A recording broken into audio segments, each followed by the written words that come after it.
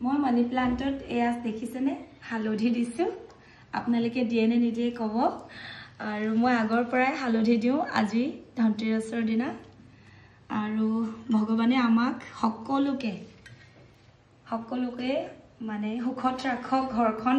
চাওক আমাৰ সকলোৰে আৰু অভাৱনাটন বিলাক দূৰ হওক আৰু অকনমান গাখীৰো ঢালি দিছো